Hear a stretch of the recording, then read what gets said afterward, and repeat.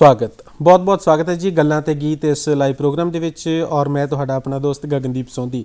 ਔਰ ਜਦੋਂ ਅਸੀਂ ਸਵੇਰ ਦੀ ਗੱਲ ਕਰਦੇ ਹਾਂ, ਜਦੋਂ ਅਸੀਂ ਇਸ ਪ੍ਰੋਗਰਾਮ ਦੀ ਗੱਲ ਕਰਦੇ ਹਾਂ, ਜਦੋਂ ਅਸੀਂ ਤੁਹਾਡੇ ਨਾਲ ਸਾਂਝ ਦੀ ਗੱਲ ਕਰਦੇ ਹਾਂ, ਜਦੋਂ ਮੁਹੱਬਤਾਂ ਦੀ ਗੱਲ ਕਰਦੇ ਹਾਂ, ਉਸ ਵੇਲੇ ਸਾਨੂੰ ਗੱਲਾਂ ਵੀ ਯਾਦ ਆਉਂਦੀਆਂ ਨੇ, ਉਸ ਵੇਲੇ ਸਾਨੂੰ ਗੀਤ ਵੀ ਯਾਦ ਆਉਂਦੇ ਨੇ।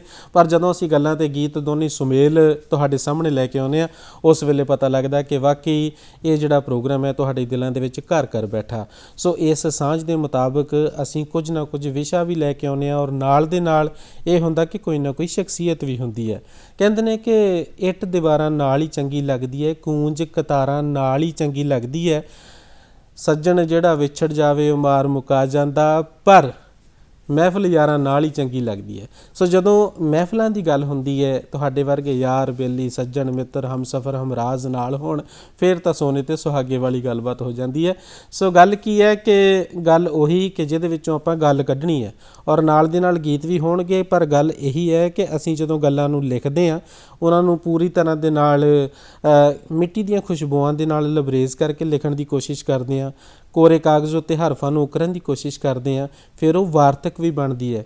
ਮੈਂ ਕਵਿਤਾ ਤੋਂ ਦੂਰ ਦੀਆਂ ਗੱਲਾਂ ਕਰਨੀਆਂ ਅੱਜ ਸਿਰਫ ਔਰ ਸਿਰਫ ਵਾਰਤਕ ਨਾਲ ਜੁੜ ਕੇ, ਕਿਉਂਕਿ ਮੇਰੇ ਨਾਲ ਅੱਜ ਜਿਹੜੇ ਮੁਅੱਜ਼ਜ਼ ਮਹਿਮਾਨ ਬੈਠੇ ਨੇ ਨਾ, ਉਹਨਾਂ ਦੇ ਬਾਰੇ ਜੇ ਮੈਂ ਗੱਲਬਾਤ ਕਰਨੀ ਚਾਹਾਂ ਤਾਂ ਪਾ ਦੇ ਪਹਿਲਾਂ ਇਹ ਉਹਨਾਂ ਦੀ ਕਿਤਾਬ ਹੈ। ਔਰ ਇਹ ਉਹਨਾਂ ਨੇ ਕਿਤਾਬ ਜਦੋਂ ਲਿਖੀ ਹੈ, ਇੰਨੀ ਮਿਹਨਤ ਕੀਤੀ ਹੈ ਔਰ ਇੰਨੀ ਸ਼ਿੱਦਤ ਦੇ ਨਾਲ ਲਿਖੀ ਹੈ ਕਿ ਵਾਰਤਕ ਲਿਖਣੀ ਦੇ ਵਿੱਚ ਇੱਕ ਨਵੀਂ ਕ੍ਰਾਂਤੀ ਆ ਗਈ।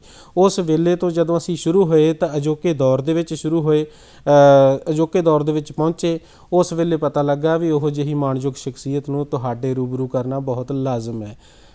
ਦਿਨ ਬਣਾने में रात लगती है, तुमको आसान बात लगती है। ਇਹ ਕੋਈ ਆਸਾਨ ਗੱਲਾਂ ਨਹੀਂ ਹੈਗੀਆਂ। ਉਹ ਸ਼ਖਸੀਅਤ ਮੇਰੇ ਨਾਲ ਹੈ, ਔਰ ਜਦੋਂ ਉਸ ਸ਼ਖਸੀਅਤ ਨੂੰ ਮਾਣ ਸਤਿਕਾਰ ਦੇ ਨਾਲ ਤੁਹਾਡੇ ਰੂਬਰੂ ਕਰਨਾ, ਤੁਸੀਂ ਆਪ ਪਛਾਣ ਜਾਣਾ, ਹੱਸਣਾ ਸੀ ਜਾਂ ਰੋਣਾ ਸੀ, ਕੁਛ ਨਾ ਕੁਛ ਤੇ ਹੋਣਾ ਸੀ। ਉਹੀ ਨਾਲ ਖਲੋਇਆ ਹੈ ਜਿਹਨੇ ਨਾਲ ਖਲੋਣਾ ਸੀ। ਸੋ ਉਹ ਨਾਲ ਮੇਰੇ ਬੈਠੇ ਹੋਏ ਨੇ, ਨਾਲ ਖੜੇ ਹੋਏ ਨੇ। ਸੋ ਸਮਾਜ ਦੀ ਸੱਚੀ ਤਸਵੀਰ ਦਾ ਨਾਂ ਹੈ ਵੀਰ ਦਵਿੰਦਰ ਸਿੰਘ। ਬਹੁਤ ਬਹੁਤ ਸਵਾਗਤ ਹੈ ਜੀ। ਬਹੁਤ ਸ਼ੁਕਰੀਆ ਸਰ ਜੀ। ਜਦੋਂ ਅਸੀਂ ਯੁਵਾ ਸਾਹਿਤ ਪੁਰਸਕਾਰ ਦੀ ਗੱਲ ਕਰੀਏ, ਉਹ ਵੀ ਤੁਹਾਡੀ ਝੋਲੀ ਵਿੱਚ ਪੈਣ ਵਾਲਾ ਐਲਾਨ ਹੋ ਚੁੱਕਾ ਸਾਹਿਤ ਅਕਾਦਮੀ ਦੇ ਵੱਲੋਂ। ਸੋ ਕਿੱਦਾਂ ਦਾ ਮਹਿਸੂਸ ਹੋਇਆ ਜਿਸ ਵੇਲੇ ਇਹ ਅਵਾਰਡ ਦੀ ਖਬਰ ਆਈ?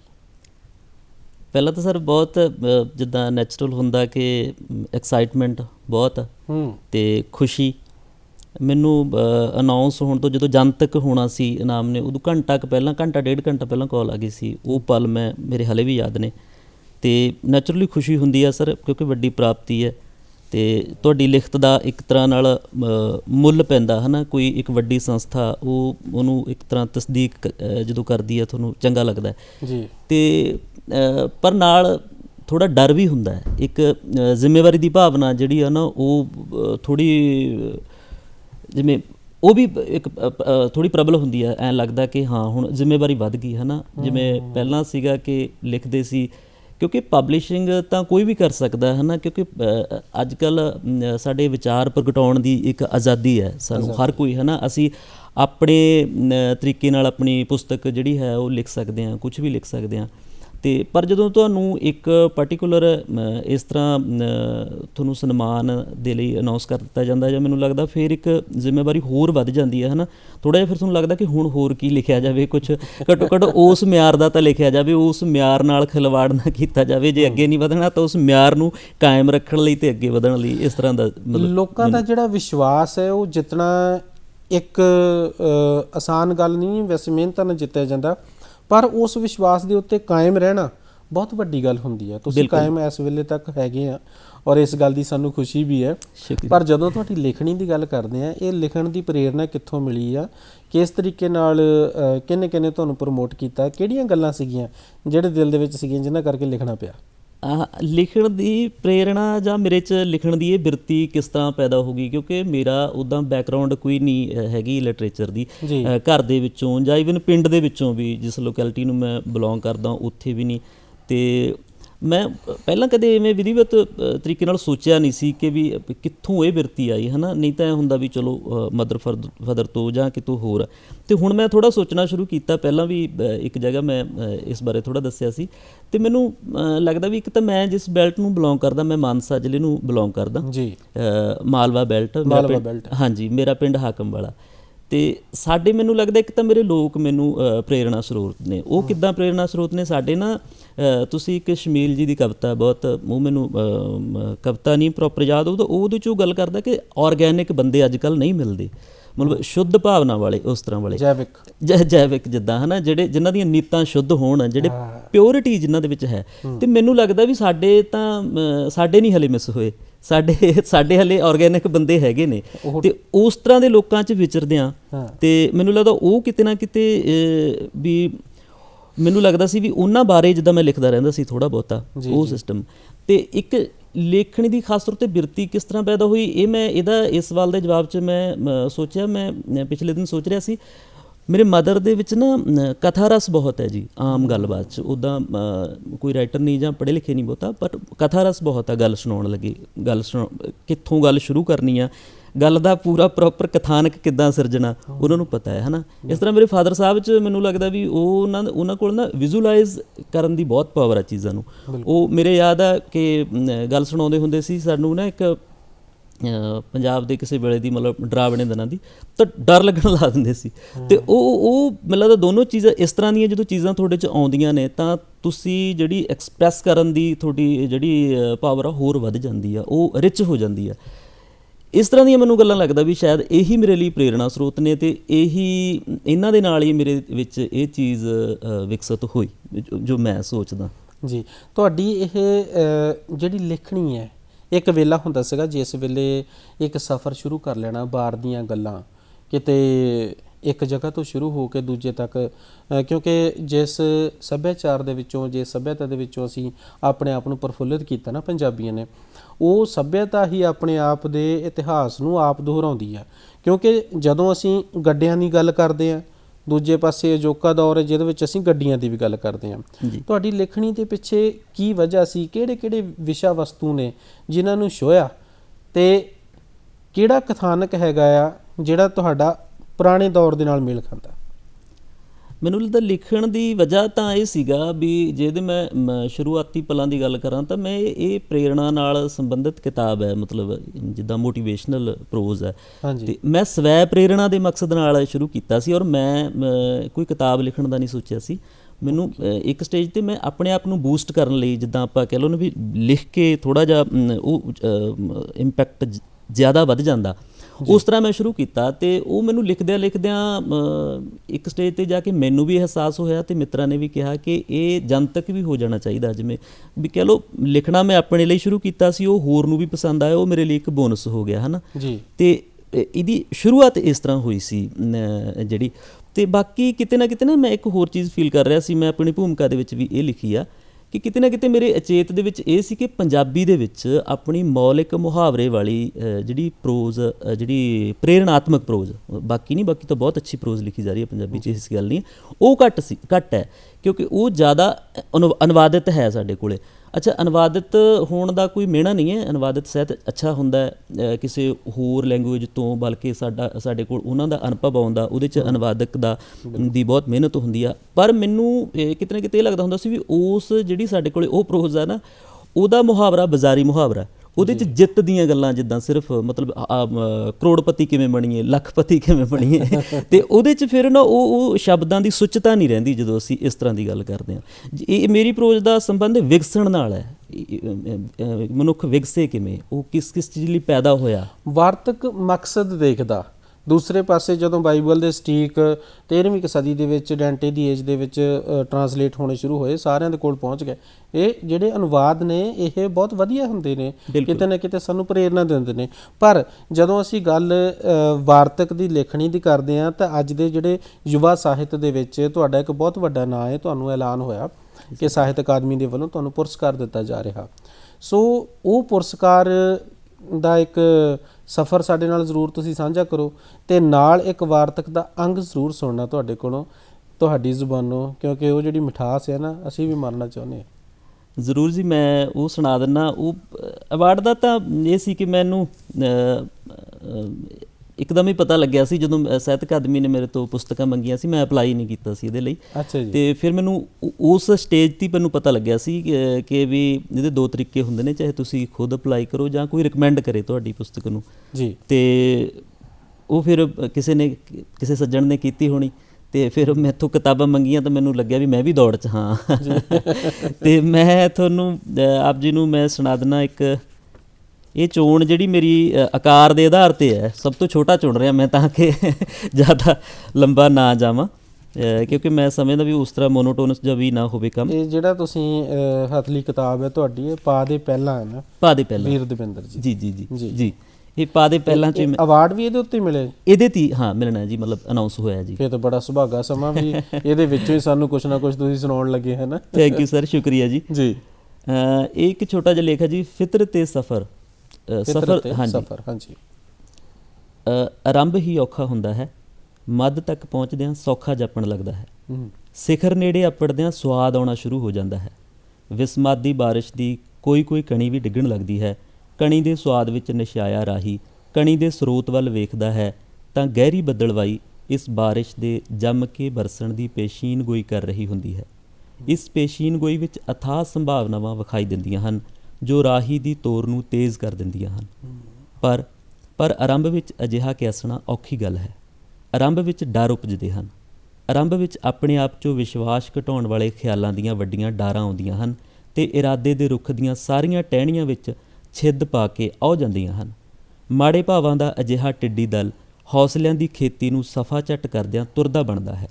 ਆਰੰਭ ਵਿੱਚ ਤਾਂ ਕਈ ਵਾਰ ਇਹ ਵੀ ਜਾਪਦਾ ਹੈ ਕਿ ਰਸਤੇ ਦੀ ਚੋਣ ਬਿਲਕੁਲ ਗਲਤ ਹੋ ਗਈ ਹੈ।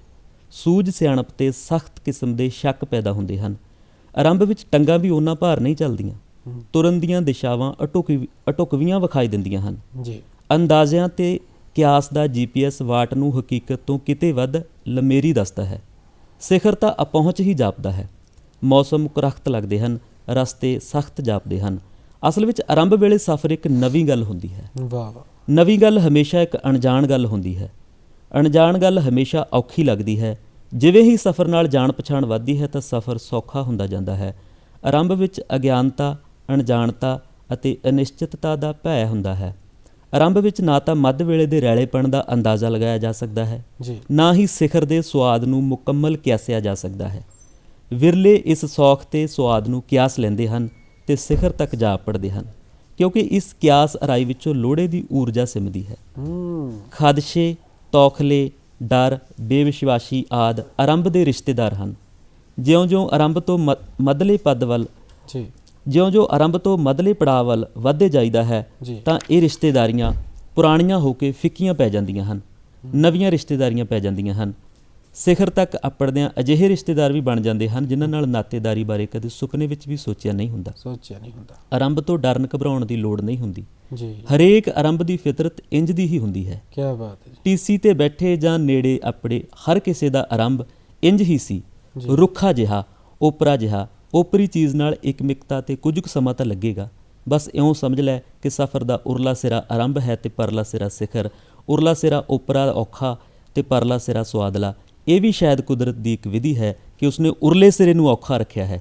ਇੰਜ ਕਰਕੇ ਸ਼ਾਇਦ ਉਹ ਰਾਹੀ ਦੇ ਦਮ ਖਮ ਦੀ ਪਰਖ ਲੈਂਦੀ ਹੋਵੇ। ਇਸ ਇਮਤਿਹਾਨ 'ਚੋਂ ਪਾਸ ਹੋ ਕੇ ਹੀ ਸੌਖ ਦਾ ਇਨਾਮ ਮਿਲਣਾ ਹੈ। ਮਿਲਣਾ ਉਸੇ ਨੂੰ ਹੈ ਜੋ ਆਰੰਭ ਦੇ ਕੁਸੈਲੇ ਅਨੁਭਵਾਂ ਨੂੰ ਹੰਢਾ ਕੇ ਇਸ ਦਾ ਹੱਕਦਾਰ ਹੋਇਆ ਹੋਵੇ। ਮੱਧ ਤੱਕ ਪਹੁੰਚਦਿਆਂ ਰਾਹੀ ਸਫ਼ਰ ਦਾ ਆਦੀ ਹੋ ਜਾਂਦਾ ਹੈ। ਸੌਖ ਉਸ ਦੀ ਇਸ ਨੇੜਤਾ ਵਿੱਚੋਂ ਹੀ ਜਨਮ ਲੈਂਦੀ ਹੈ ਜਾਂ ਫਿਰ ਸਿਖਰ ਦੇ ਸੁਆਦ ਦੀ ਕਲਪਨਾ ਵਿੱਚੋਂ। ਤੁਸੀਂ ਦੇਖ ਲਓ, ਕਲਪਨਾ ਨੂੰ ਸੱਚ ਕਰਨ ਦਾ ਇੱਕ ਹੀਲਾ ਵਸੀਲਾ ਹੈ ਵਾਰਤਕ। ਜੇ ਅਸੀਂ ਉਹਦੇ ਮਕਸਦ ਨੂੰ, ਉਹਦੇ ਉਦੇਸ਼ ਨੂੰ ਜਾਣਨ ਦੀ ਕੋਸ਼ਿਸ਼ ਕਰੀਏ, ਇਹ ਹੁਣ ਜਿਹੜੀ ਤੁਸੀਂ ਵਾਰਤਕ ਦਾ ਅੰਗ ਸੁਣਾਇਆ ਪਾ ਦੇ ਪਹਿਲਾਂ ਪੁਸਤਕ ਦੇ ਵਿੱਚੋਂ, ਜਦੋਂ ਇਹਨੂੰ ਮੈਂ ਸੁਣ ਰਿਹਾ ਸੀ ਨਾ ਤੇ ਮੈਨੂੰ ਐਂ ਲੱਗਾ ਵੀ ਜਿਵੇਂ ਮੇਰੀ ਜ਼ਿੰਦਗੀ ਦੇ ਨਾਲ ਵਾਬਸਤਾ ਹੋਵੇ, ਮੇਰੀ ਆਪਣੀ ਜ਼ਿੰਦਗੀ ਹੋਵੇ ਕਿ ਮੈਂ ਇਹਨੂੰ ਆਰੰਭ ਕਿਸ ਤਰੀਕੇ ਨਾਲ ਕਰਨਾ। ਇੱਕ ਕਦਮ ਪੁੱਟਾਂਗੇ ਤਾਂ ਹੀ ਅਸੀਂ ਜ਼ਿੰਦਗੀ ਦੇ ਵਿੱਚ ਅੱਗੇ ਜਾ ਸਕਾਂਗੇ, ਕਿਉਂਕਿ ਘਰੇ ਬੈਠਿਆਂ ਮੰਜ਼ਿਲਾਂ ਹਾਸਲ ਨਹੀਂ ਹੁੰਦੀਆਂ। ਪਰ ਇਹ ਇੰਨਾ ਤੁਸੀਂ ਗੂੜਾ ਜਿਹੜਾ ਹੈ ਉਹ ਲਿਖ ਦਿੱਤਾ, ਇਹਦੇ ਪਿੱਛੇ ਕੀ ਸੋਰਸ ਆ, ਕੀ ਵਜ੍ਹਾ ਸੀ? ਜਿਵੇਂ ਮੈਂ ਪਹਿਲਾਂ ਗੱਲ ਕੀਤੀ ਹੈ, ਮਤਲਬ ਇੱਕ ਤਾਂ ਜਿਸ ਤਰ੍ਹਾਂ ਤੁਸੀਂ ਕੀਤਾ ਕਿ ਕਹਿ ਰਹੇ ਹੋ ਕਿ ਜਿੱਦਾਂ ਤੁਹਾਨੂੰ ਇਹ ਗੱਲ ਆਪਣੀ ਲੱਗੀ, ਮੈਨੂੰ ਲੱਗਦਾ ਵੀ ਲਿਖਤ ਲਈ ਇਹ ਗੱਲ ਚੰਗੀ ਹੁੰਦੀ ਹੈ ਕਿ ਜਦੋਂ ਚੀਜ਼ਾਂ ਸਾਡੇ ਨਾਲ ਰਿਲੇਟ ਕਰਦੀਆਂ ਨੇ ਨਾ ਤੇ ਉਹ ਲਿਖਤ ਫਿਰ ਕਾਮਯਾਬ ਵੀ ਹੋ ਜਾਂਦੀ ਹੈ ਇੱਕ ਤਰੀਕੇ ਨਾਲ। ਜ਼ਿੰਦਗੀ ਦਾ ਤਜਰਬਾ ਹੈ, ਬਿਲਕੁਲ ਤਜਰਬਾ। ਨਹੀਂ ਤਾਂ ਅੱਜ ਕੱਲ੍ਹ ਦਾ ਜਿਹੜਾ ਦੌਰ ਹੈ ਨਾ ਵੀ ਦੂਰੇ ਤੀਰੇ ਕਿਰਦਾਰ ਹੋਏ ਪਏ ਆ, ਲੋਕੀ ਸਮਝੋਂ ਬਾਹਰ ਹੋਏ ਪਏ ਆ। ਇਹ ਬੜੀ ਚੀਜ਼ ਹੈ ਵੱਡੀ ਵੀ, ਇਹ ਲੋਕੀ ਸਮਝੋਂ ਹੀ ਬਾਹਰ ਹੋਏ ਪਏ ਆ ਇਸ ਵੇਲੇ ਵੀ ਲਿਖੀਏ ਤਾਂ ਕੀ ਲਿਖੀਏ। ਜੇ ਐਂ ਲਿਖ ਦਿੱਤਾ ਤੇ ਇਹਦਾ ਆ ਵਿਰੋਧਾਭਾਸ ਵੀ ਆ ਜਾਣਾ ਕਿਤੇ ਨਾ ਕਿਤੇ। ਵਿਰੋਧ ਤਾਂ ਬਹੁਤ ਜ਼ਿਆਦਾ ਹੁੰਦੀ ਹੈ, ਆਲੋਚਕ ਵੀ ਖੜੇ ਹੋ ਜਾਂਦੇ ਆ। ਗੱਲ ਆਪਾਂ ਆਲੋਚਕਾਂ ਬਾਰੇ ਵੀ ਕਰਨੀ ਆ, ਪਰ ਉਸ ਤੋਂ ਪਹਿਲਾਂ ਜੇ ਆਪਾਂ ਇਹ ਸਮਝ ਲਈਏ ਕਿ ਕੀ ਅੱਜ ਕੱਲ੍ਹ ਵਾਰਤਕ ਲੇਖਣੀ ਜਿਹੜੀ ਹੈ ਉਹ ਘਟਦੀ ਜਾ ਰਹੀ ਆ। ਅੱਜ ਕੱਲ੍ਹ ਜਿਹੜੇ ਲੇਖਕ ਨੇ ਜ਼ਿਆਦਾ ਉਹ ਤਰਜੀਹ ਦਿੰਦੇ ਨੇ ਕਿ ਅਸੀਂ ਛੰਦਾਬੰਦੀ ਵਿੱਚ ਲਿਖ ਦਈਏ ਕੁਛ ਨਾ ਕੁਛ, ਪਿਛਲੇ ਜਿਹੜੇ 2 ਅੱਖਰ ਨੇ ਨਾ ਉਹ ਕਿਤੇ ਰਾਈਮ ਸਕੀਮ ਦੇ ਵਿੱਚ ਮਿਲਣੇ ਚਾਹੀਦੇ ਆ, ਫਿਰ ਅਸੀਂ ਸ਼ਾਇਰ ਆ, ਹੈ ਨਾ। ਵਹਿਮ ਵੀ ਕਈਆਂ ਨੂੰ ਪੈ ਜਾਂਦਾ, ਮੇਰੇ ਵਰਗਿਆਂ ਨੂੰ। ਪਰ ਵਾਰਤਕ ਲੇਖਣੀ ਦੇ ਵਿੱਚ ਤੁਹਾਡੀ ਸੋਚ ਜਿਹੜੀ ਹੈ ਉਹ ਤੁਸੀਂ ਉੱਥੋਂ ਸ਼ੁਰੂ ਕਰਨੀ ਹੈ ਜਿੱਥੋਂ ਅਸੀਂ ਸੋਚਣਾ ਬੰਦ ਕਰ ਦੇਣਾ। ਸੋ ਇਹਨਾਂ ਦਾ ਜਿਹੜਾ ਵਾਰਤਕ ਲਿਖਣੀ ਦਾ ਜਿਹੜਾ ਘਟਾਅ ਹੋ ਰਿਹਾ ਜਾਂ ਫਿਰ ਇਹ ਘਟ ਰਹੇ ਅੱਜ ਕੱਲ੍ਹ ਦੇ ਲੇਖਕ, ਕੀ ਕਾਰਨ ਨੇ ਇਹਦੇ ਪਿੱਛੇ? ਇਹਦੇ ਪਿੱਛੇ ਮੈਂ ਜੀ ਪਹਿਲਾਂ ਤਾਂ ਸਪਸ਼ਟ ਕਰਦਾ, ਮੈਂ ਮੇਰਾ ਵਾਰਤਕ ਨਾਲ ਕੰਸਰਨ ਇੱਕ ਲੇਖਕ ਵਜੋਂ ਜ਼ਿਆਦਾ, ਸਮੀਖਿਆਕਾਰ ਵਜੋਂ ਜਾਂ ਆਲੋਚਕ ਵਜੋਂ ਮੇਰਾ ਉਵੇਂ ਕੋਈ ਕੰਮ ਨਹੀਂ ਹੈ ਜਿਹਦੇ ਆਧਾਰ 'ਤੇ ਮੈਂ ਕੋਈ ਸਟੀਕ ਟਿੱਪਣੀ ਕਰਾਂ। ਬਟ ਫਿਰ ਵੀ ਨਾ ਮੈਂ ਆਪਣੇ ਅਨੁਭਵ ਦੇ ਆਧਾਰ 'ਤੇ ਜਾਂ ਕਹਿ ਲਓ ਅੰਦਾਜ਼ਿਆਂ ਦੇ ਆਧਾਰ 'ਤੇ ਮੈਂ ਜਵਾਬ ਦੇਣ ਦੀ ਕੋਸ਼ਿਸ਼ ਕਰਦਾ ਕਿ ਮੈਨੂੰ ਲੱਗਦਾ ਹੈ ਕਿ ਮੁਕਾਬਲਤਨ ਹੋਰ ਵਿਧਾਵਾਂ ਦੇ ਜਿਹੜੀ ਵਾਰਤਕ ਹੈ ਨਾ, ਇੱਕ ਤਾਂ ਇਹ ਅਪਡੇਸ਼ਨ ਬਹੁਤ ਮੰਗਦੀ ਆ, ਸਾਡਾ ਅਪਡੇਟ ਹੋਣਾ ਜੀ। ਅਤੇ ਕਿਉਂਕਿ ਜਦੋਂ ਤੁਸੀਂ ਲਿਖਤ ਨੂੰ ਰਿਚ ਕਰਨਾ ਹੁੰਦਾ ਨਾ ਕਿਸੇ ਨੂੰ, ਚਾਹੇ ਉਹ ਕਵਿਤਾ, ਚਾਹੇ ਨਾਵਲ, ਚਾਹੇ ਕਹਾਣੀ ਆ, ਚਾਹੇ ਵਾਰਤਕ ਆ, ਕੁਛ ਵੀ ਆ, ਦੇਖੋ ਉਹਦੇ 'ਚ ਸ਼ਿਲਪ ਦਾ ਜਿਹੜਾ ਰੋਲ ਆ ਉਹਨੂੰ ਤੁਸੀਂ ਨਕਾਰ ਕੇ ਨਹੀਂ ਚੱਲ ਸਕਦੇ, ਉਹਨੂੰ ਤੁਸੀਂ ਦੁਜੈਲਾ ਜਾਂ ਉਸ ਤਰ੍ਹਾਂ ਨਹੀਂ ਕਹਿ ਸਕਦੇ। ਚਾਹੇ ਉਹ ਸ਼ਿਲਪ ਤੁਹਾਡਾ ਦਿਖਦਾ ਨਹੀਂ, ਪਰ ਸ਼ਿਲਪ ਨਾਲ ਤੁਸੀਂ ਉਹਨੂੰ ਕਰਨਾ। ਅਤੇ ਵਾਰਤਕ ਦੇ ਵਿੱਚ ਕਿਹੜਾ ਸ਼ਿਲਪ ਹੈ?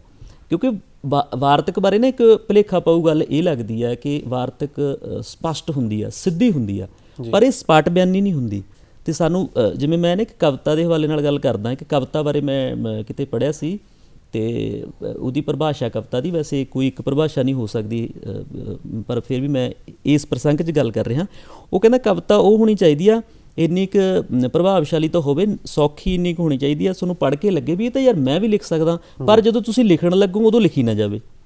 ਅਤੇ ਮਤਲਬ ਇੰਨੀ ਉਹ ਜਿਹਨੇ ਉਹ ਸ਼ਿਲਪਕਾਰੀ ਕਰਕੇ ਉਹਨੂੰ ਉਸ ਪੱਧਰ ਤੱਕ ਪਹੁੰਚਾਇਆ ਹੈ, ਉਹਦੇ 'ਚ ਐਫਰਟ ਹੁੰਦੀ ਆ। ਹੁਣ ਇਸੇ ਤਰ੍ਹਾਂ ਮੈਂ ਵਾਰਤਕ 'ਤੇ ਕਹਿਣਾ, ਵਾਰਤਕ ਦੇ ਵਿੱਚ ਸਾਨੂੰ ਕਈ ਵਾਰੀ ਲੱਗਦਾ ਕਿ ਚੀਜ਼ਾਂ ਸਿੱਧੀਆਂ ਹੀ ਲਿਖੀਆਂ ਪਈਆਂ ਨੇ, ਆਸਾਨ ਲਿਖੀਆਂ ਪਈਆਂ ਨੇ, ਅਤੇ ਉਹ ਉਵੇਂ ਨਹੀਂ ਹੁੰਦਾ। ਉਹ ਕਿਹੜੇ ਟੂਲਸ ਉਹ ਸੁਚੇਤ ਤੌਰ 'ਤੇ ਵਾਰਤਕਕਾਰ ਵਰਤਦਾ ਕਿ ਉਹ ਸਿੱਧੀ ਲੱਗਦੀ ਹੈ, ਅਤੇ ਉਹਦੀਆਂ ਮਤਲਬ ਅੰਤਰ-ਤਹਿਆਂ ਨੂੰ ਫਰੋਲ ਕੇ ਪਤਾ ਲੱਗ ਸਕਦਾ। ਮੈਨੂੰ ਲੱਗਦਾ ਇਹ ਥੋੜ੍ਹਾ ਔਖਾ ਕੰਮ ਹੈ। ਦੂਜਾ ਇੱਕ ਮੈਂ ਛੋਟੀ ਜਿਹੀ ਗੱਲ ਹੋਰ ਕਰਨੀ ਚਾਹੁੰਦਾ ਜੀ ਇਸੇ ਤੁਹਾਡੇ ਸਵਾਲ ਦੇ ਜਵਾਬ 'ਚ। ਮੈਨੂੰ ਲੱਗਦਾ ਵੀ ਜਿੱਦਾਂ ਸਾਡੇ ਜਿਹੜੇ ਪੁਰਾਤਨ ਵਿਦਵਾਨ ਨੇ, ਕੁੰਤਕ ਵਗੈਰਾ, ਉਹ ਕਹਿੰਦੇ ਸੀ ਵਕਰੋਕਤੀ ਦਾ ਇੱਕ ਸਿਧਾਂਤ ਜਿੱਦਾਂ ਕਹਿੰਦੇ ਨੇ ਨਾ, ਵੀ ਗੱਲ 'ਚ ਟੇਢ ਹੈ। ਸਾਰੇ ਜਿਹੜੀਆਂ ਵਿਧਾਵਾਂ ਹੁੰਦੀਆਂ ਹਨ, ਜਿਹੜਾ ਸਾਹਿਤ ਆ ਉਹ ਸਿੱਧਾ ਨਹੀਂ ਹੁੰਦਾ, ਹੈ ਨਾ, ਗੱਲ 'ਚ ਥੋੜ੍ਹੀ ਟੇਢ ਹੁੰਦੀ ਹੈ। ਉਹ ਮੈਨੂੰ ਲੱਗਦਾ ਵੀ ਬਾਕੀ ਵਿਧਾਵਾਂ 'ਚ ਉਹ ਜਿਹੜਾ ਟੇਢ ਦੇ ਨਾਲ ਇੱਕ ਮੈਜਿਕ ਸਿਰਜਿਆ ਜਾਂਦਾ ਨਾ, ਉਹ ਬਾਕੀ ਵਿਧਾਵਾਂ 'ਚ ਸਿੱਧਾ ਦਿਖਦਾ ਅਤੇ ਮਤਲਬ ਉਹਨੂੰ ਕਿਤੇ ਨਾ ਕਿਤੇ ਪਛਾਣਿਆ ਜਾ ਸਕਦਾ।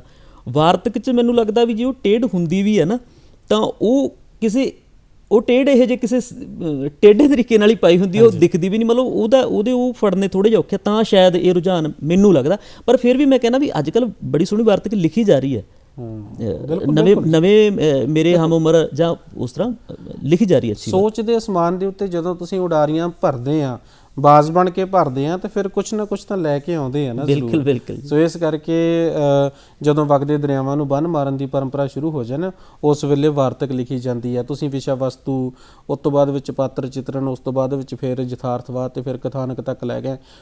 ਅੰਤਲੇ ਸਮੇਂ ਦੇ ਵਿੱਚ ਜਿਹੜੀ ਹੈਗੀ ਆ ਉਹ ਵਾਰਤਕ ਨੂੰ ਕਿਸ ਤਰੀਕੇ ਨਾਲ ਸਮੇਟਣਾ ਆ, ਉਸ ਵਿਸ਼ੇ ਵਸਤੂ ਨੂੰ ਹੀ ਉੱਥੇ ਫਿਰ ਅੰਤਲੇ ਸਮੇਂ ਦੇ ਵਿੱਚ ਲੈ ਕੇ ਆਉਣਾ ਪੈਂਦਾ। ਸੋ ਬੜੀ ਵਧੀਆ ਸੋਚ ਹੈ, ਔਰ ਉਸ ਸੋਚ ਨੂੰ ਹੋਰ ਜ਼ਿਆਦਾ ਵਿਸ਼ਾਲ ਕਰਕੇ ਜਿਹੜੀ ਵਾਰਤਕ ਲਿਖਦੇ ਆ ਨਾ ਤੁਸੀਂ, ਉਹ ਬਹੁਤ ਵਧੀਆ ਹੈ ਔਰ ਬਹੁਤ ਪ੍ਰਭਾਵਸ਼ਾਲੀ ਹੋ ਨਿਬੜਦੀ ਹੈ। ਸੋ ਮੈਂ ਜੇ ਕਹਿਣਾ ਚਾਹਾਂ ਨਾ ਵੀ ਅੱਜ ਦਾ ਦੌਰ ਹੈ ਅਤੇ ਪਹਿਲਾਂ ਵਰਗਾ ਮਜ਼ਾ ਨਹੀਂ ਲੱਗਦਾ, ਅਤੇ ਭਰਾ ਵੀ ਅੱਜ ਕੱਲ੍ਹ ਭਾ ਨਹੀਂ ਲੱਗਦਾ, ਹੈ ਨਾ ਜੀ। ਹੁਣ ਤੱਕ ਮੇਰੇ ਵਰਗਾ ਵੀ ਲਿਖ ਸਕਦਾ ਹੈ, ਪਰ ਮੇਰਾ ਦਾ ਨਹੀਂ ਲੱਗਦਾ ਹੈ ਨਾ। ਲਿਖ ਸਕਦਾ ਸੀ ਮੈਂ ਵੀ, ਪਰ ਕੀ ਕਰੀਏ ਜੀ। ਹਾਂਜੀ, ਹੁਣ ਆਪਾਂ ਇੱਦਾਂ ਕਰਦੇ ਹਾਂ ਵੀ ਵਾਰਤਕ ਵੱਲੋਂ ਹਟ ਕੇ ਨਾ ਥੋੜ੍ਹਾ ਜਿਹਾ ਛੰਦਾਬੰਦੀ ਦੇ ਉਸ ਸੰਸਾਰ ਦੇ ਵਿੱਚ ਚੱਲਦੇ ਹਾਂ ਜਿੱਥੇ ਰੂਹ ਦੀ ਗਜ਼ਾ ਦਾ ਜਿਹੜਾ ਮੁੱਲ ਪੈਂਦਾ। ਆਪਾਂ ਸੰਗੀਤ ਸੁਣ ਲਈਏ ਥੋੜ੍ਹਾ ਜਿਹਾ। ਸੋ ਸੰਗੀਤ ਸੁਣ ਕੇ ਉਸ ਤੋਂ ਬਾਅਦ ਵਿੱਚ ਫਿਰ ਦੁਬਾਰਾ ਵਾਪਸ ਆਉਂਦੇ ਹਾਂ ਇਸੇ ਹੀ ਵਿਸ਼ੇ ਬਾਬਤ ਵੀਰ ਦਵਿੰਦਰ ਸਿੰਘ ਜੀ ਦੇ ਨਾਲ ਤੁਹਾਡੀ ਮੁਲਾਕਾਤ।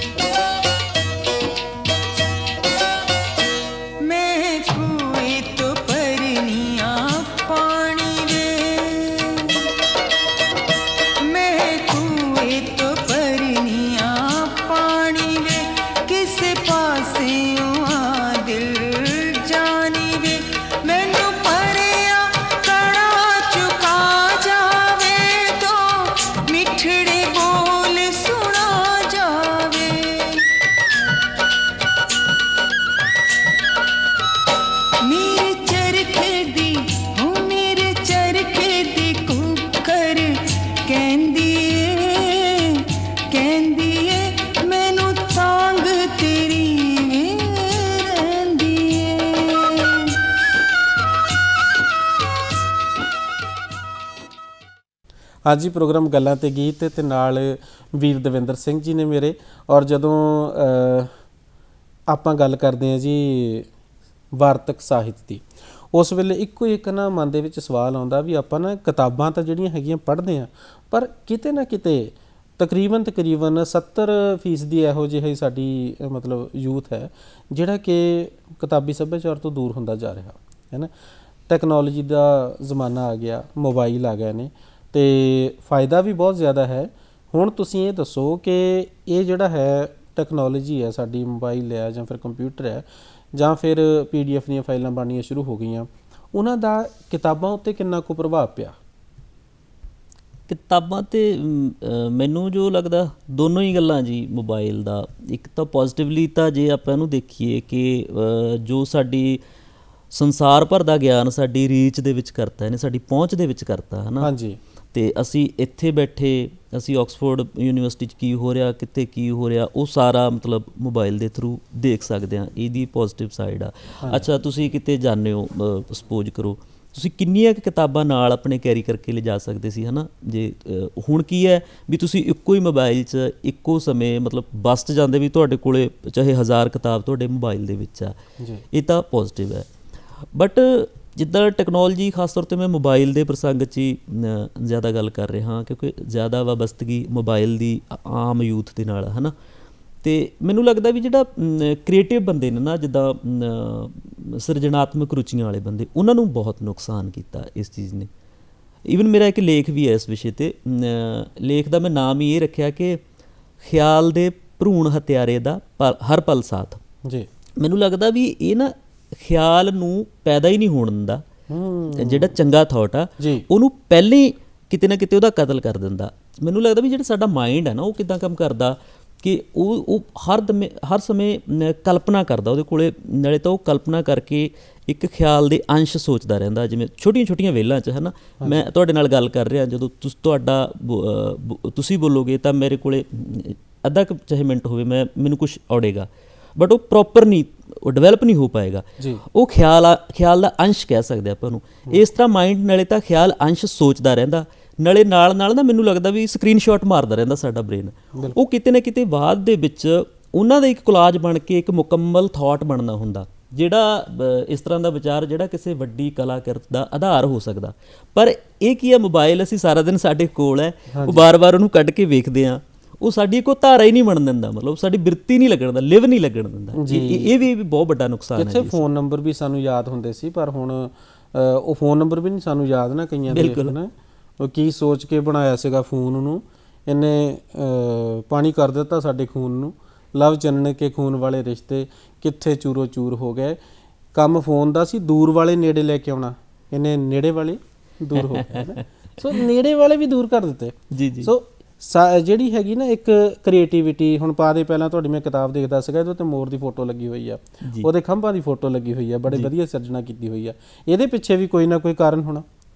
ਹਾਂਜੀ, ਇਹਦੀ ਕਿਤਾਬ ਦੇ ਅਸਲ 'ਚ ਨਾਮ ਪਾ ਦੇ ਪਹਿਲਾਂ ਕਿਉਂ ਰੱਖਿਆ, ਅਤੇ ਪੈਲ ਦਾ ਕਿਉਂਕਿ ਸੰਬੰਧ ਮੋਰ ਨਾਲ ਹੈ, ਫੋਟੋ ਤਦ ਮੋਰ ਦੀ ਲੱਗੀ ਹੈ। ਅਤੇ ਇਹਦਾ ਰੀਜ਼ਨ ਇਹ ਸੀ ਕਿ ਇਹ ਸੰਬੋਧਨੀ ਸ਼ੈਲੀ 'ਚ ਲਿਖੀ ਕਿਤਾਬ ਆ। ਮਤਲਬ ਮੈਂ ਐਡਰੈਸ ਕੀਤਾ ਇੱਕ ਉਸ ਤਰ੍ਹਾਂ, ਮਤਲਬ ਸਾਡੇ ਅੰਦਰ ਦੇ ਮੋਰ ਨੂੰ, ਜਿਹੜਾ ਪ੍ਰਤਿਭਾ ਦਾ ਮੋਰ ਜਾਂ ਹੁਨਰ ਦਾ ਮੋਰ ਜਿਹਨੂੰ ਕਹਿ ਸਕਦੇ ਹਾਂ ਆਪਾਂ, ਕਿ ਜਿਹਦੇ ਕੋਲ ਹੁਨਰ ਹੈ ਬਟ ਉਹ ਪੈਲ ਨਹੀਂ ਪਾ ਰਿਹਾ, ਇਕੱਲੀ ਪੈਲ ਹੀ ਨਹੀਂ ਪਾ ਰਿਹਾ। ਅੱਗੇ ਇਹ ਸੁਣੋ ਕਿ ਇਸ ਤਰ੍ਹਾਂ ਦੇ ਮੋਰ ਵੀ ਨੇ ਜਿਹੜੇ ਇਸ ਗੱਲ 'ਤੇ ਵੀ ਝੂਰ ਰਹੇ ਨੇ ਕਿ ਯਾਰ ਮੈਂ ਕੂੰਜ ਕਿਉਂ ਨਹੀਂ, ਮੈਂ ਉੱਡ ਕੇ ਉਹ ਕਿਤੇ ਤੱਕ ਜਾ ਸਕਦਾ ਸੀ, ਮੈਂ ਤੋਤਾ ਕਿਉਂ ਨਹੀਂ, ਮੈਂ ਮਤਲਬ ਇੱਧਰ ਉੱਧਰ ਜਾ ਸਕਦਾ ਸੀ, ਜਦੋਂ ਕਿ ਉਹਨੂੰ ਇਹ ਨਹੀਂ ਪਤਾ ਤੇਰੇ ਕੋਲ ਪੈਲ ਪਾਉਣ ਦਾ ਹੁਨਰ ਹੈ। ਤੇ ਹਰ ਬੰਦੇ ਦਾ ਹੁਨਰ ਅਲੱਗ-ਅਲੱਗ ਹੈ ਨਾ। ਤੇ ਪੈਲ ਉਹ ਕਿਉਂ ਨਹੀਂ ਪਾ ਰਿਹਾ ਹੈ ਨਾ, ਉਹਦੇ ਪਿੱਛੇ ਕੀ ਕਾਰਨ? ਮੋਬਾਈਲਾਂ ਦਾ ਤਾਂ ਨਹੀਂ ਕਿਤੇ ਵੀ ਸਾਡੀ ਸਿਰਜਣਾ ਦੇ ਵਿੱਚ ਘਾਟ ਆ ਗਈ ਆ, ਅਸੀਂ ਕਿਤਾਬੀ ਸੱਭਿਆਚਾਰ ਤੋਂ ਦੂਰ ਹੋ ਗਏ?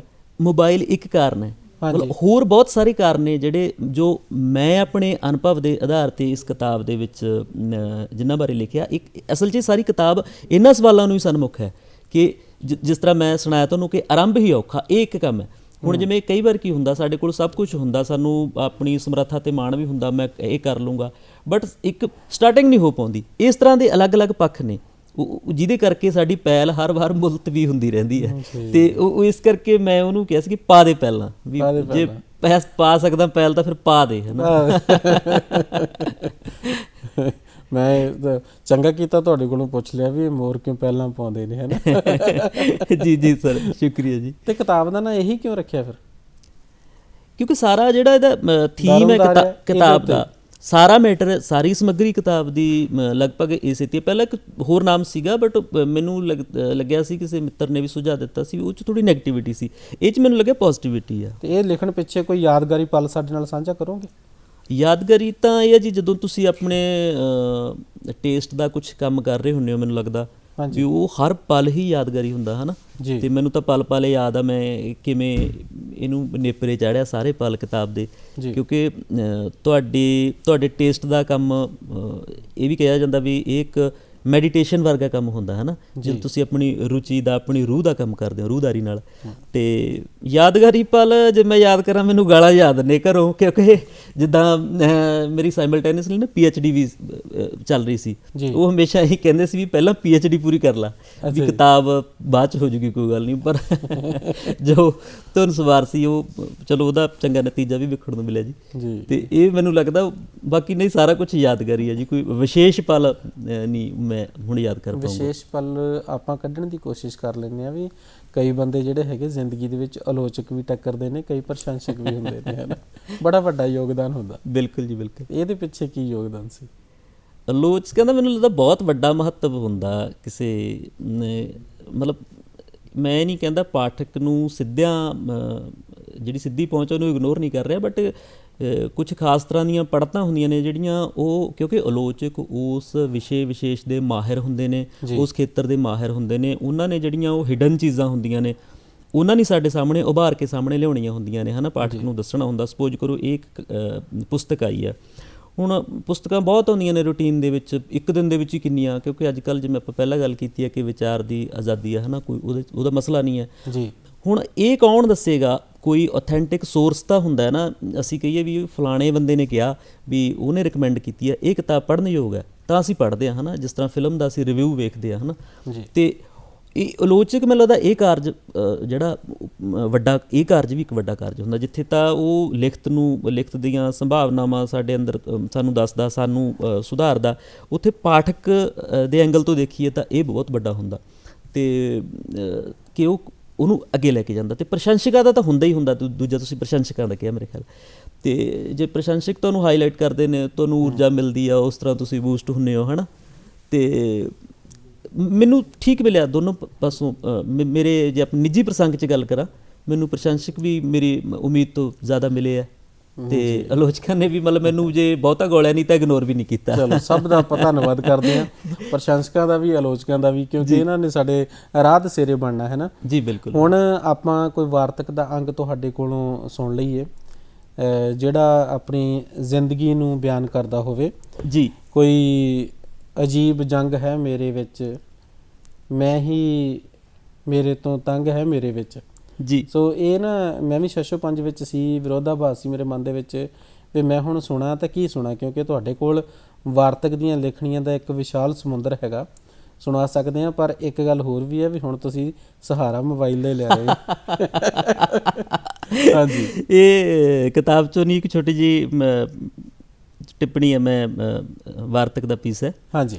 ਕਿ ਬੇਬਾਕੀ ਅਤੇ ਬਦਤਮੀਜ਼ੀ ਵਿੱਚ ਕਈ ਵਾਰ ਬਹੁਤ ਹੀ ਮਹੀਨ ਜਿਹਾ ਅੰਤਰ ਹੁੰਦਾ ਹੈ। ਮੈਨੂੰ ਪੂਰਾ ਸ਼ੱਕ ਹੈ ਕਿ ਬਦਤਮੀਜ਼ ਸ਼ਖਸੀਅਤਾਂ ਇਸ ਮਹੀਨ ਫਰਕ ਤੋਂ ਲਾਜ਼ਮੀ ਤੌਰ 'ਤੇ ਜਾਣੂ ਹੁੰਦੀਆਂ ਹਨ। ਸ਼ਾਤਰ ਕਿਸਮ ਦੇ ਬਦਤਮੀਜ਼ ਇਸ ਫਰਕ ਨੂੰ ਸਿਰਫ ਸਮਝਦੇ ਹੀ ਨਹੀਂ, ਸਗੋਂ ਇੱਕ ਟੂਲ ਵਾਂਗ ਵਰਤਦੇ ਵੀ ਹਨ। ਬੇਬਾਕੀ ਦੇ ਭੇਖ ਵਿੱਚ ਬਦਤਮੀਜ਼ੀ ਕਰਨਾ ਇੱਕ ਆਮ ਵਰਤਾਰਾ ਹੈ। ਉਹ ਮਹਾਨ ਰੂਹਾਂ ਜਿਨ੍ਹਾਂ ਨੇ ਸਾਹਮਣੇ ਵਾਲੇ ਦੇ ਸਵੈ ਵਿਸ਼ਵਾਸ ਉੱਪਰ ਗੁੱਝੀ ਸੱਟ ਮਾਰਨ ਦੇ ਸੈਂਕੜੇ ਸਫਲ ਢੰਗਾਂ ਸੰਬੰਧੀ PhD ਕਰ ਰੱਖੀ ਹੋਵੇ, ਉਹਨਾਂ ਵੱਲੋਂ ਅਜਿਹੇ ਨਿੱਕੇ ਮੋਟੇ ਟੂਲ ਦੀ ਵਰਤੋਂ ਕਰਨਾ ਕੋਈ ਬਹੁਤਾ ਹੈਰਾਨ ਵੀ ਨਹੀਂ ਕਰਦਾ। ਵਾਹ ਵਾਹ, ਤੁਸੀਂ ਦੇਖ ਲਓ ਵੀ ਇੰਨੀ ਬੇਬਾਕੀ ਦੇ ਨਾਲ ਲਿਖਣਾ ਔਰ ਲਿਖਣ ਵਾਸਤੇ ਇਨਕਲਾਬੀ ਸੋਚ ਰੱਖਣੀ, ਇਹ ਵੀ ਬੜਾ ਵੱਡਾ ਤੁਹਾਡੇ ਵਿੱਚ ਇੱਕ ਹੁਨਰ ਹੈਗਾ ਆ। ਸੋ ਅਸੀਂ ਹੁਣ ਸਕੂਲ ਲਾਇਬ੍ਰੇਰੀਆਂ ਤੱਕ ਪਹੁੰਚ ਜਾਈਏ, ਅਸੀਂ ਹੁਣ ਪੁਸਤਕ ਮੇਲਿਆਂ ਤੱਕ ਪਹੁੰਚ ਜਾਈਏ। ਲੋਕਾਂ ਨੂੰ ਜਾਗਰੂਕ ਕਰਨ ਵਾਸਤੇ ਇਹ ਕਿਹੋ ਜਿਹੇ ਹੰਭਲੇ ਮਾਰਨੇ ਚਾਹੀਦੇ ਆ? ਮੈਨੂੰ ਜੇ ਮੈਂ ਸਰ ਪੁਸਤਕ ਮੇਲਿਆਂ ਦੇ ਹਵਾਲੇ ਨਾਲ ਗੱਲ ਕਰਾਂ, ਕਿਉਂਕਿ ਮੈਨੂੰ ਥੋੜ੍ਹਾ ਜਿਹਾ ਅਨੁਭਵ ਆ ਕਿ ਮੈਂ ਜਿਸ ਤਰ੍ਹਾਂ ਤੁਹਾਨੂੰ ਪਹਿਲਾਂ ਦੱਸਿਆ ਕਿ ਮਾਲਵਾ ਦੀ ਜਿਸ ਬੈਲਟ ਨਾਲ ਬਿਲੋਂਗ ਕਰਦਾ ਨਾ, ਉੱਥੇ ਰੀਸੈਂਟਲੀ ਜਾਂ ਪਿਛਲੇ ਦਿਨਾਂ 'ਚ ਕਈ ਪੁਸਤਕ ਮੇਲੇ ਲੱਗੇ ਨੇ ਜੀ। ਜਿੱਦਾਂ ਸਾਡੇ ਬਠਿੰਡਾ ਵੀ ਪੁਸਤਕ ਮੇਲਾ ਲੱਗਿਆ, ਇੱਕ ਮਲੋਟ ਲੱਗਿਆ, ਫਿਰ ਪੰਜਾਬੀ ਯੂਨੀਵਰਸਿਟੀ ਜਿੱਥੇ ਮੈਂ ਜੋਬ ਕਰਦਾ ਉੱਥੇ ਤਾਂ ਕਾਫੀ ਵੱਡਾ ਮੇਲਾ ਲੱਗਿਆ। ਇਹਦੇ ਨਾਲ ਮੈਨੂੰ ਇਹ ਲੱਗਦਾ ਵੀ ਪੁਸਤਕ ਮੇਲੇ ਪੁਸਤਕ ਸੱਭਿਆਚਾਰ ਨੂੰ ਫੈਲਾਉਣ 'ਚ ਨਾ ਇੱਕ ਵੱਖਰੀ ਤਰ੍ਹਾਂ ਤੋਂ ਇਸ ਲਈ ਵੀ ਅਹਿਮ ਨੇ, ਕਿਉਂਕਿ ਜਦੋਂ ਤੁਸੀਂ ਕਿਤਾਬ ਕਿਸੇ ਬੁੱਕ ਸੈਲਰ ਕੋਲ ਲੈਣ ਜਾਂਦੇ ਹੋ ਨਾ ਜੀ, ਤੇ ਉਹ ਇੱਕ ਹੋਰ ਚੀਜ਼ ਹੈ। ਪਰ ਜਦੋਂ ਤੁਸੀਂ ਇੱਕ ਪ੍ਰੋਪਰ ਮੇਲਾ ਲੱਗਿਆ ਜਿੱਥੇ ਕੋਈ ਸਾਹਿਤਕ ਰੰਗਣ ਦਾ ਕੋਈ ਉੱਥੇ ਪ੍ਰੋਗਰਾਮ ਚੱਲ ਰਿਹਾ ਜੀ, ਉੱਥੇ ਜਿਹੜੇ ਲੇਖਕ ਨੇ ਸਟਾਰਾਂ ਵਰਗੀ ਉਹਨਾਂ ਦੇ ਉੱਥੇ ਅਨੁਭਵ ਹੁੰਦਾ, ਉਹ ਵਿਚਰ ਰਹੇ ਨੇ, ਉੱਥੇ ਜਦੋਂ ਨਵਾਂ ਪਾਠਕ ਜਾਂਦਾ ਨਾ, ਉਸ ਮੇਲੇ ਦੀ ਇੱਕ ਬਿਊਟੀ ਹੈ ਨਾ, ਜਿਸ ਤਰ੍ਹਾਂ ਉਹ ਕਿਸ ਤਰੀਕੇ ਨਾਲ ਉਹ ਮੈਨੇਜ ਕੀਤਾ ਜਾਂਦਾ, ਉਸ ਸਾਰੇ ਮਾਹੌਲ ਦੇ ਵਿੱਚ ਜਦੋਂ ਜਾਂਦਾ ਬੰਦਾ, ਉਹ ਲਾਜ਼ਮੀ ਤੌਰ 'ਤੇ ਮੈਨੂੰ ਲੱਗਦਾ ਵੀ ਪੁਸਤਕ ਸੱਭਿਆਚਾਰ ਨਾਲ ਜੁੜਦਾ, ਉਹਦੇ ਫੈਲਾਅ ਦੇ ਵਿੱਚ ਪੁਸਤਕ ਸੱਭਿਆਚਾਰ ਦਾ ਬਹੁਤ ਮਹੱਤਵ ਹੈ। ਮੈਨੂੰ ਲੱਗਦਾ ਪੁਸਤਕ ਮੇਲੇ ਦਾ ਬਹੁਤ ਮਹੱਤਵ ਹੈ। ਮੈਨੂੰ ਲੱਗਦਾ ਬਹੁਤ ਇਹ ਹੋਰ ਲੱਗਣੇ ਚਾਹੀਦੇ ਨੇ। ਅਤੇ ਇਹਦੇ ਨਾਲ ਇੱਕ ਇਹ ਵੀ ਪੁਸਤਕ ਦੀ ਰੀਚ ਹੈ ਨਾ ਜਿਹੜੀ, ਉਹ ਦੁਕਾਨ ਤੋਂ ਨਿਕਲ ਕੇ ਮਤਲਬ ਲੋਕਾਂ ਦੇ ਦਰਾਂ ਤੱਕ ਜਾਂਦੀ ਹੈ, ਹੈ ਨਾ। ਉਹਨਾਂ ਦੀ ਜਿਵੇਂ ਕੋਈ ਸ਼ਿਕਵਾ ਨਹੀਂ ਕਰ ਸਕਦਾ ਕਿ ਇਹ ਇਸ ਕਿਤਾਬ ਦੀ ਉਪਲਬਧਤਾ ਨਹੀਂ ਹੋ ਸਕੀ। ਲਾਇਬ੍ਰੇਰੀਆਂ ਦਾ ਤਾਂ ਹੈ ਹੀ ਜੀ, ਲਾਇਬ੍ਰੇਰੀਆਂ ਦਾ ਤਾਂ ਬਹੁਤ ਵੱਡਾ ਮਹੱਤਵ ਹੈ। ਮੈਂ ਕਹਿੰਦਾ ਹਰ ਪਿੰਡ ਦੇ ਵਿੱਚ ਲਾਇਬ੍ਰੇਰੀ ਹੋਣੀ ਚਾਹੀਦੀ ਆ। ਅੱਛਾ, ਲਾਇਬ੍ਰੇਰੀ ਵੀ ਹੋਣੀ ਚਾਹੀਦੀ ਹੈ, ਲਾਇਬ੍ਰੇਰੀ ਦੇ ਵਿੱਚ ਕਲੈਕਸ਼ਨ ਅੱਛੀ ਹੋਣੀ ਚਾਹੀਦੀ ਹੈ। ਸਭ ਤੋਂ ਵੱਡੀ ਗੱਲ, ਲਾਇਬ੍ਰੇਰੀ ਦਾ ਜਿਹੜਾ ਸਟਾਫ ਹੈ ਨਾ ਉਹ ਪੂਰੇ ਮਤਲਬ ਉਤਸ਼ਾਹ ਵਾਲਾ ਹੋਣਾ ਚਾਹੀਦਾ, ਜਿਹੜਾ ਪੂਰਾ ਕੋਆਪਰੇਟ ਕਰੇ, ਜਿਹੜਾ ਚਿਣਗ ਲਾਵੇ, ਜਾਗ ਲਾਵੇ। ਇਹ ਨਾ ਹੋਵੇ ਵੀ ਲਾਇਬ੍ਰੇਰੀ ਦਾ ਸਟਾਫ ਮਤਲਬ ਉੱਥੇ ਗਏ ਪਾਠਕ ਨੂੰ ਉਹਨੂੰ ਲੱਗੇ ਵੀ ਮੇਰਾ ਕੰਮ ਵਧੂਗਾ ਹੁਣ, ਇਹਨੇ ਕਿਤਾਬ ਉਹ ਕਰਨੀ ਹੈ। ਮਤਲਬ ਇੱਕ ਭਾਰ ਨਾ ਹੋਵੇ, ਇੱਕ ਸ਼ੌਕ ਹੋਵੇ। ਬਿਲਕੁਲ ਬਿਲਕੁਲ। ਸੋ ਜਾਂਦੇ ਜਾਂਦੇ ਤੁਸੀਂ ਯੁਵਾ ਲੇਖਕਾਂ ਦੇ ਵਾਸਤੇ ਕੀ ਸੰਦੇਸ਼ ਦੇਣਾ ਚਾਹੁੰਦੇ ਹੋ? ਮੈਂ ਨੌਜਵਾਨ ਸਾਥੀਆਂ ਲਈ ਤਾਂ ਇਹੀ ਕਹਿਣਾ ਚਾਹੂੰਗਾ ਵੀ ਕਿਤਾਬ ਨਾਲ ਜ਼ਰੂਰ ਜੁੜੋ। ਲਿਟਰੇਚਰ ਸਾਡੀ ਨਾ ਜਿੱਦਾਂ ਰੂਹ ਨੂੰ ਰਿਫਾਈਨ ਕਰਦਾ, ਔਰ ਕਰਦਾ ਵੀ ਇੰਨਾ ਸਹਿਜੇ ਜੇ ਕਰਦਾ, ਕਿਸੇ ਨੂੰ ਪਤਾ ਹੀ ਨਹੀਂ ਲੱਗਦਾ। ਤੁਸੀਂ ਨਾ ਲਿਟਰੇਚਰ ਪੜ੍ਹਨ ਵਾਲੇ ਬੰਦੇ ਨੂੰ ਜਾਂ ਲਿਟਰੇਚਰ ਨਾਲ ਜੁੜੇ ਬੰਦੇ ਨੂੰ ਮਿਲੋਗੇ ਕਦੇ, ਆਪਾਂ ਜਿੱਦਾਂ ਮਿਲਦੇ ਹਾਂ, ਤਾਂ ਉਹਦੀਆਂ ਇੱਕ ਵਾਈਬ੍ਰੇਸ਼ਨਸ, ਉਹਦਾ ਇੱਕ ਔਰਾ ਹੋਰ ਤਰ੍ਹਾਂ ਦਾ ਹੁੰਦਾ। ਮਤਲਬ ਤੁਹਾਨੂੰ ਉਹ ਇੱਕ ਉਹਦੀਆਂ ਗੱਲਾਂ 'ਚ ਉਸ ਤਰ੍ਹਾਂ ਦਾ ਰਸ, ਉਹ ਉਸ ਤਰ੍ਹਾਂ ਸਾਰਾ ਕੁਛ ਹੈ। ਮੈਨੂੰ ਲੱਗਦਾ ਲਿਟਰੇਚਰ ਸਿਰਫ ਲਿਟਰੇਚਰ ਦੇ ਵਿਦਿਆਰਥੀ ਹੀ ਨਾ ਪੜ੍ਹਨ, ਬਾਕੀ ਜਿਹੜੇ ਡਿਸਿਪਲਿਨਸ ਨੇ ਉਹਨਾਂ ਲਈ ਵੀ ਲਿਟਰੇਚਰ ਲਾਜ਼ਮੀ ਪੜ੍ਹਨਾ ਚਾਹੀਦਾ। ਕਿਉਂਕਿ ਜਿਸ ਤਰ੍ਹਾਂ ਆਪਾਂ ਅੱਜ ਕੱਲ੍ਹ ਜ਼ਿਆਦਾ ਨੈਗੇਟਿਵਿਟੀ ਫੈਲਾ ਦਿੰਦੇ ਹਾਂ ਕਿ ਸਾਰੇ ਪਾਸੇ ਜਿੱਦਾਂ ਦਾ ਮਾਹੌਲ ਹੈ, ਇਸ ਤਰ੍ਹਾਂ ਦਾ ਕੰਮ ਹੈ ਕਿ ਲੋਕਾਂ ਦਾ ਯਾਰ ਨੈਤਿਕ ਪਤਨ ਹੋ ਰਿਹਾ ਹੈ ਨਾ, ਮੋਰੈਲਿਟੀ ਨਹੀਂ ਹੈ। ਹੁਣ ਮੈਨੂੰ ਲੱਗਦਾ ਵੀ ਇਹਦਾ ਹੱਲ ਕੀ ਹੈ, ਵੀ ਕਿਸੇ ਨੂੰ ਆਪਾਂ ਕਿਵੇਂ ਕਹਿ ਸਕਦੇ ਹਾਂ ਵੀ ਨੈਤਿਕ ਕਦਰਾਂ ਕੀਮਤਾਂ ਇਹ ਹੁੰਦੀਆਂ, ਤੂੰ ਇਹਨੂੰ ਰਿਚ ਕਰ ਆਪਣੇ ਆਪ ਨੂੰ। ਉਹਦਾ ਬਲਕਿ ਸਹੀ ਤਰੀਕਾ ਹੀ ਇਹ ਹੈ ਕਿ ਦੇਖੋ, ਆਪਾਂ ਦੇਖੀਏ ਨੈਤਿਕ ਤੌਰ 'ਤੇ ਕਿਹੜਾ ਬੰਦਾ ਜ਼ਿਆਦਾ ਵਧੀਆ ਹੁੰਦਾ, ਜਿਹੜਾ ਸੈਂਸਿਟਿਵ ਹੁੰਦਾ। ਸੈਂਸਿਟੀਵਿਟੀ ਕਿਹਨੇ ਪੈਦਾ ਕਰਨੀ ਆ? ਲਿਟਰੇਚਰ ਨੇ ਪੈਦਾ ਕਰਨੀ ਆ। ਮਤਲਬ ਸਾਹਿਤ ਦੇ ਨਾਲ ਸਾਨੂੰ ਜੁੜਨਾ ਚਾਹੀਦਾ, ਸਾਡੇ ਨੌਜਵਾਨ ਵਰਗ ਨੂੰ ਜੁੜਨਾ ਚਾਹੀਦਾ, ਤਾਂ ਕਿ ਅਸਲੀ ਜ਼ਿੰਦਗੀ ਦਾ ਮਨੋਰਥ ਪਤਾ ਲੱਗ ਸਕੇ। ਸੋ ਇੰਨੀ ਵਧੀਆ ਜਾਣਕਾਰੀ ਦਿੱਤੀ, ਤੁਸੀਂ ਸਟੂਡੀਓ ਵਿੱਚ ਆਏ, ਆਪ ਜੀ ਦਾ ਬਹੁਤ ਬਹੁਤ ਧੰਨਵਾਦ, ਤੇ ਅਸੀਂ ਦਰਸ਼ਕਾਂ ਦਾ ਵੀ ਧੰਨਵਾਦ ਕਰਦੇ ਹਾਂ।